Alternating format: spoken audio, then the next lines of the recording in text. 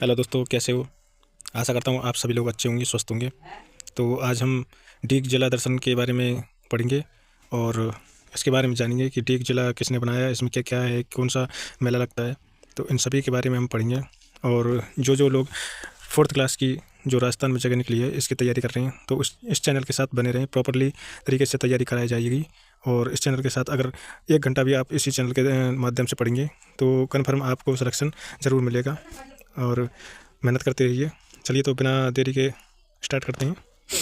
तो ये डीग जिला दर्शन हम इसको पढ़ने वाले हैं। तो इसका जो भौगोलिक प्रशासनिक परिचय इसकी बात कर लेते हैं। तो इसका जो डीग जिला बना है उसकी घोषणा 17 मार्च 2023 को हुई थी। तो दोस्तों, इसकी घोषणा 17 मार्च 2023 को हुई थी। और बात करते हैं कि मंत्रिमंडल से जो मंजूरी मिली है ये मिली थी 4 अगस्त 2023 को। तो दोस्तों, साथ के साथ आप नोट्स बनाते चलिएगा। काफ़ी अच्छा प्रभाव होगा, पढ़ने का रिवीजन होता चला जाएगा। तो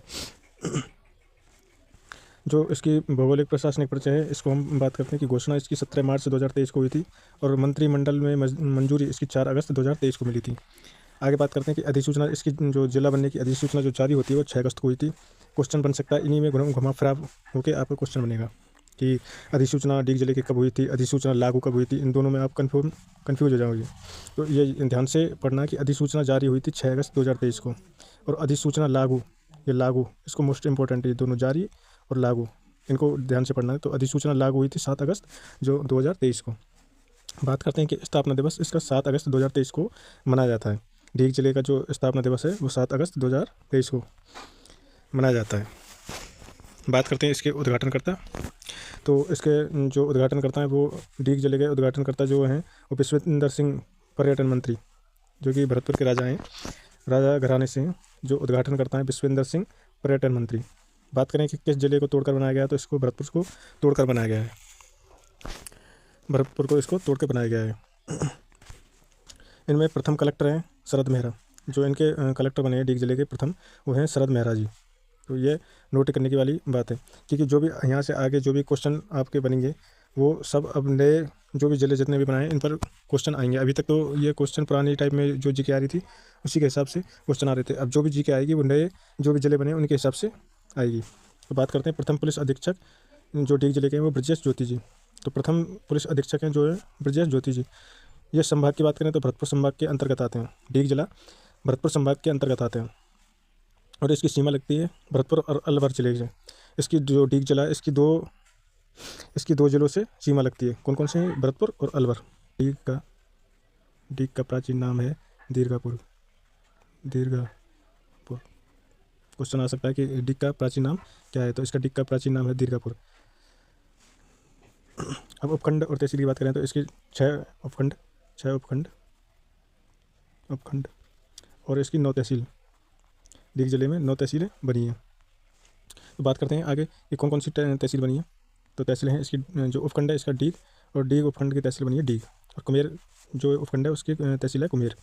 नगर उपखंड का तहसील है नगर। और सीकरी उपखंड की बात करें तो सीकरी उपखंड की तहसील है सीकरी।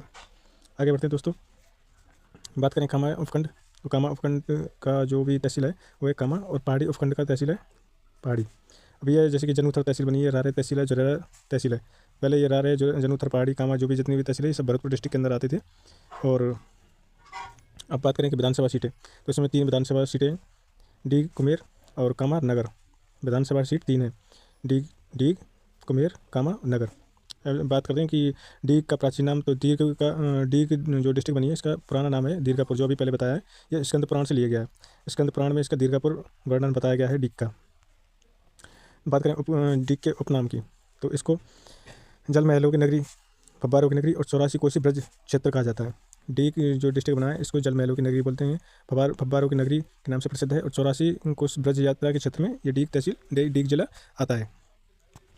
बात करें कि डीग के वहीवर्ती जिला, डीग डिस्ट्रिक्ट के वहीवर्ती जिला कौन कौन से हैं।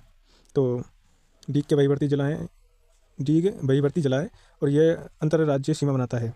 डीग जो है वहीवर्ती जिला है और ये अंतर्राज्यीय सीमा बनाता है, अंतर्राष्ट्रीय सीमा नहीं बनाता है। ये अंतर्राष्ट्रीय सीमा नहीं बनाता है। बात करें कि डीग 2 जिलों व 2 राज्यों के साथ सीमा लगाता है। डीग कौन कौन से जिलों और कौन कौन से राज्यों के साथ सीमा लगाता है? बात करते हैं कि पड़ोसी जिले हैं इसके अलवर और भरतपुर, और पड़ोसी राज्य हैं हरियाणा और उत्तर प्रदेश। अब डीग डिस्ट्रिक्ट है उसका परिचय। स्कंद पुराण के अनुसार डीग का प्राचीन नाम दीर्घापुर मिलता है, और औरंगजेब की मृत्यु उपरांत जयपुर नरेश राजा जयसिंह ने 1722 में ठाकुर बदन सिंह को डीग का राजा बना दिया था, तथा सवाई जयसिंह ने बदन सिंह को ब्रजराज की उपाधि दी। तो ब्रजराज की उपाधि किसने दी? सवाई जयसिंह ने बदन सिंह को ब्रजराज की उपाधि दी। बात करें कि ठाकुर बदन सिंह जाट सिनसिनवार कौम गोत्र के शासनकाल में ही कुमेर, डीग और भरतपुर के किलों का निर्माण करवाया गया था। ठाकुर बदन सिंह जाट सिनसिनवार कौम गोत्र के शासन काल में ही कुमेर, डीग और भरतपुर के किलों का निर्माण करवाया गया था। आगे बात करते तत्वों की। तो ठाकुर बदन सिंह की मृत्यु उपरांत महाराजा सूरजमल जाट ने अपने राज्य का विस्तार इटावा, नारनौल, बल्लभनगर तथा तोहनगीर तक कर दिया।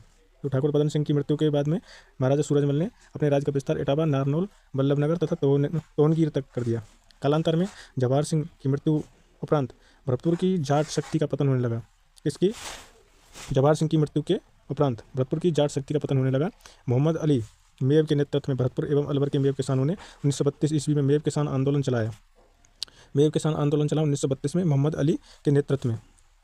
ठीक है, तो अब बात कर लेते हैं कि इसमें नदी कौन कौन सी होकर निकलती है। कि रूपा रेल नदी है, लसवारी नदी, वारा नदी। उद्गम उदयनाथ की पहाड़ी, उद्गम है इसका उदयनाथ की पहाड़ियों से, नाथागाजी तहसील जिला अलवर से। अब प्रभात क्षेत्र की बात करें तो प्रभात क्षेत्र इसके 3 जिलों से होकर होते हैं। एक तो डीग है, अलवर है और भरतपुर है। रूपा रेल नदी सीकरी बांध डीग जिले में बना हुआ है। रूपा रेल नदी पर सीकरी बांध डीग जिले में बना हुआ है। रूपा रेल नदी के किनारे डीग के जल महल स्थित हैं। रूपा रेल नदी पर भरतपुर में मोती झील है। बात करते हैं मोती झील का निर्माण महाराजा सूरजमल ने करवाया। मोती झील को भरतपुर की जीवन रेखा कहा जाता है। किसको? मोती झील को। यह झील डील हरित शैवालों के लिए प्रसिद्ध है। रूपा रेल नदी के किनारे लौह सभ्यता भरतपुर में है। लौह सभ्यता कहाँ है? भरतपुर में। यह लोहयुगीन सभ्यता है। रूपा रेल नदी के किनारे लौह सभ्यता भरतपुर में है। यह लोहयुगीन सभ्यता है। दोस्तों, आपको सेशन कैसा लग रहा है? और आप कमेंट करें, सब्सक्राइब करें और चैनल को सब्सक्राइब करके आगे बढ़ाएं, और आप चैनल के साथ बने रहें, क्योंकि जो मैं इस चैनल पे डाल रहा हूँ ये 100% इसमें से क्वेश्चन आएंगे, क्योंकि ये नए जिले हैं और जो अभी चुन करके आए 8 जिले नए बने हैं, बाकी के 9 जिले को खंडित करते हुए रद्द कर दिया है। तो बात करते हैं कि रूपा रेल की सहायक नदी कुकुंद है, जिस पर बंद बारेठा बांध बना हुआ है। ये भरतपुर में बंद बारेठा बांध कहाँ है? भरतपुर में। रूपा रेल की सहायक नदी कुकुंद है, और कुकुंद नदी पर बंद बारेठा बांध भरतपुर में बना हुआ है। बात करते हैं कि गुड़गांव नहर डीग जिले के जुरेहरा तहसील से प्रवेश करती है, जो राजस्थान व हरियाणा की संयुक्त परियोजना है। बात करें सफ़ेद संगमरमर की मूर्तियाँ। सफ़ेद संगमरमर की मूर्तियाँ बनाने का काम डीग जिले की सीकरी और कामा तहसील में होता है। आप पूछ लेंगे क्वेश्चन कि सफ़ेद संगमरमर की मूर्तियाँ डीग जिले में कहाँ बनती है? तो ये बनती है सीकरी और कामा में। सन 1885 में डीग गोलीकांड भरतपुर के महाराजा मानसिंह की मृत्यु के कारण सन 1985 में डीग गोलीकांड भरतपुर के महाराजा मानसिंह की मृत्यु के कारण राजस्थान के मुख्यमंत्री शिवचरण माथुर ने 23 फरवरी 1985 को इस्तीफा दिया। बात करते हैं डीग की। तो डीग का प्राचीन नाम है ब्रह्मपुर। गंगा दशहरा मेला लगता है यहाँ पे, और भोजन थाली मेला लगता है। जल महलों की नगरी और फब्बारों की नगरी के नाम से डीग डिस्ट्रिक्ट प्रसिद्ध है, और जवाहर प्रदर्शनी प्रसिद्ध है यहाँ की। बात करते हैं रारे की। तो राजस्थान की प्रथम कैशलेस पंचायत थी। राजस्थान की प्रथम कैशलेस पंचायत थी रारा। बात करते हैं कुमेर की। तो कुमेर में कुमेर दुर्ग है और किशोरी महल। कुमेर में कौन कौन से महल है? एक तो कुमेर दुर्ग है और दूसरा है किशोरी महल। अब बात करते हैं सीकरी की। तो सीकरी में जो बांध है वो है बागड़ी और भेड़ की नस्ल। यह नस्ल राजस्थान के मेवात क्षेत्र में पाई जाती है। बागड़ी सीकरी में सीकरी बांध है, और बागड़ी भेड़ की नस्ल है, जो यह राजस्थान के मेवात क्षेत्र में पाई जाती है। डीग के जल महल डीग जिले में। डीग मत्स्य संघ का महत्वपूर्ण ऐतिहासिक नगर है। यह नगर भव्य जल महल के लिए प्रसिद्ध है, और डीग में को जल महलों की नगरी भी कहा जाता है। डीग के जल महलों का निर्माण 1755 ईस्वी में शुरुआत हुई, और बदन सिंह जाट चूड़ामन की भतीजा निर्माण पूर्ण 1755 से 1763 के मध्य हुआ था। महाराजा सूरजमल जाट ने करवाया इसका निर्माण। अब बात करते हैं डीग के जल महलों में सबसे बड़ा भव्य महल गोपाल भवन। जो डीग के जल महल है उनमें सबसे बड़ा भव्य महल है गोपाल भवन।